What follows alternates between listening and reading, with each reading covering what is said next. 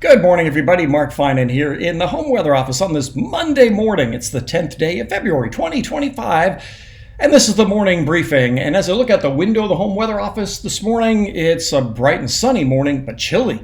There's even some frost out there this morning. We've had temperatures down in the 30s, but it's going to turn out to be a nice day. Plenty of sunshine, maybe a few clouds in the afternoon, but just a really nice day. However, as we go through this week, we do have some pretty good rain, snow, and wind that we're going to have to talk about impacting all of the state as we head toward the end of the week. So let's start with what's going on first thing this morning. We have mainly clear skies in the state. There will be some high, thin clouds coming our way from time to time. Nice little feature down here, a little bit of fog showing up. But other than that, we're just looking at a very nice day throughout Northern California.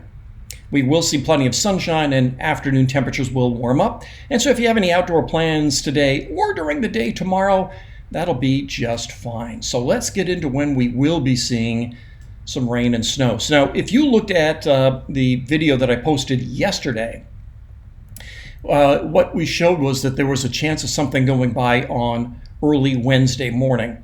It's looking more and more likely that it's going to stay to our south. This is actually Tuesday afternoon at 4 p.m. as the NAM shows it. Little system scooting down the coast. So rain along the coast, including San Francisco and down toward Monterey and Carmel, and eventually down toward Big Sur and Santa Barbara. We will see some light rain. There may even be a sprinkle around Sacramento as well as Modesto as we head into late Tuesday night, early Wednesday morning. But for the most part, this looks like it's going to go by without really doing much for Northern California or even Central California, and then that goes on by. This is Wednesday night. You can see the leading edge of the next system. And as we head through the overnight, the winds will start to pick up, and I'll go to 4 a.m. on Thursday right here.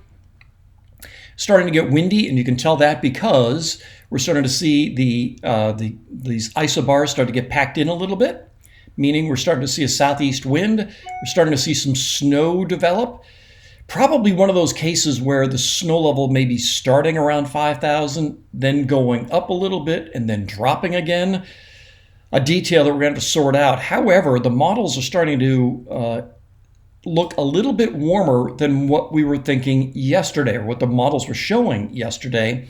When I talked yesterday in the video, looking that there could be some snow down to 4,000. That does not look like it's going to be the case on Thursday anyway. Maybe on Friday, but certainly not on Thursday. This is Thursday at 7 a.m.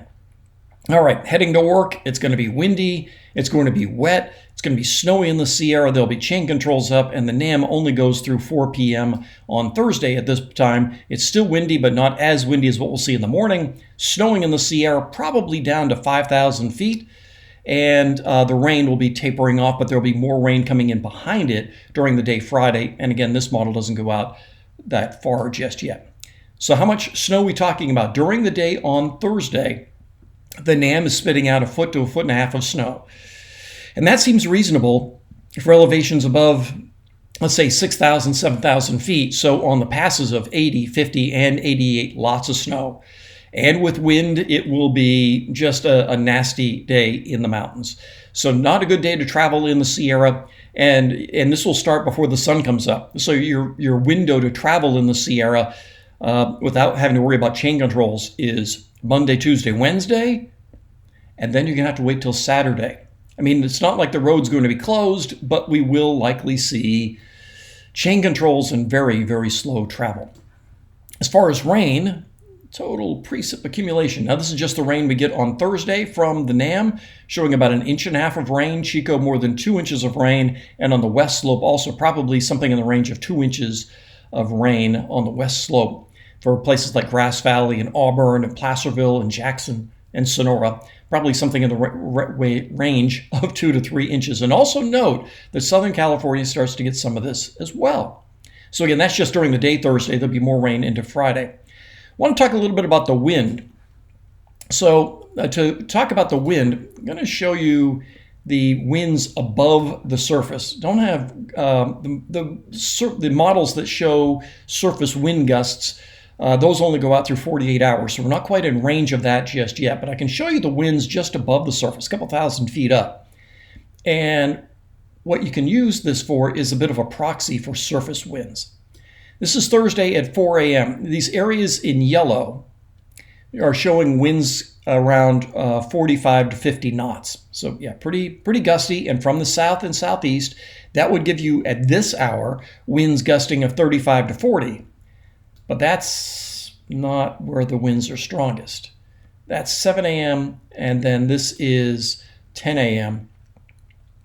That area of red indicates winds above the surface of 64 knots.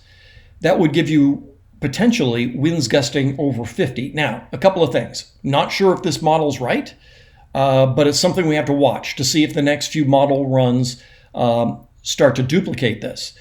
Because if you have winds of 65 knots just a couple of thousand feet off the surface, down on the surface, you can easily see winds gusting over 50.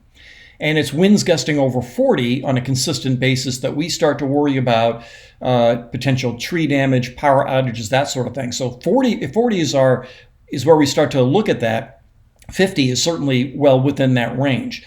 So right now, as of Monday morning, let's just say there is the potential for damaging winds. Again, the potential for damaging winds. Not saying there will be damaging winds. Right now, let's just say there's potential for that because of what this model is showing, and there's a pretty tight gradient here. Those winds will then decrease as we head into the afternoon and evening. So it really is Thursday morning, starting maybe around sunrise and lasting through about noontime, that we have the potential for damaging winds. That would be winds gusting over 50 to perhaps cause some tree issues and power issues. We'll see how the models continue to develop that. I wouldn't be surprised if the next couple of model runs relax that a little bit. We'll see. All right, let's take a look at the GFS, because right now the NAM only goes through Friday morning, and Friday also looks like it's going to be a rather wet day. We can show you that with the GFS. There's that system going by to the south early Wednesday. Here's the rain showing very similar timing to what the NAM was showing. So this is Thursday morning at 4 a.m. Rainy, windy during the day on Thursday. The rain tapers off in the afternoon and evening, but it certainly continues. I should say the heaviest rain is during the day Thursday. I shouldn't say the rain ends or tapers. It'll still see occasional rain into the day Friday with more snow in the Sierra. That's Friday afternoon. This is Friday at 4 p.m. As we head into Friday night, then it looks as though everything dries out, and that leaves us dry over the weekend, with maybe just a weak system passing by to the north that wouldn't do anything for us. And if you look at this for total snow accumulation, these areas are now showing something like 3 to 4 feet of snow. So yeah, that's a lot going on. So Monday, Tuesday, Wednesday, dry. Again, there may be a sprinkle around Sacramento and Modesto on Tuesday night, very early Wednesday morning, some rain heading into Southern California. But the main feature this week is going to be that event on Thursday and into Friday, with Thursday morning especially being quite stormy with wind and periods of heavy rain. So yeah, just one of those days that, yeah, I mean, you know the drill. We need the rain, but we're just hoping maybe the next couple of model runs decrease that wind forecast a little bit, because right now we'll just have to keep an eye on that. If we get 4 or 5 hours of winds gusting up over 50, we'll likely see some tree issues and power issues. So that's one thing we have to keep an eye on. And then travel in the Sierra. All day Thursday, all day Friday, not good. So you'll be able to travel Monday, Tuesday, Wednesday in the Sierra, and then you have to wait until Saturday before you can travel in the Sierra without having to worry about chain controls. And it may even come down hard enough for a while on Thursday. I wouldn't be surprised if there are occasional holds on traffic because of strong winds and maybe whiteout conditions up over the summit. Again, a detail we can sort out over the next couple of days. But again, if you're planning on traveling up over 80 or 50 or 88 on Thursday or Friday, just plan on a lot extra time, and of course have chains and plan a lot of extra time to get if you have to go to Reno.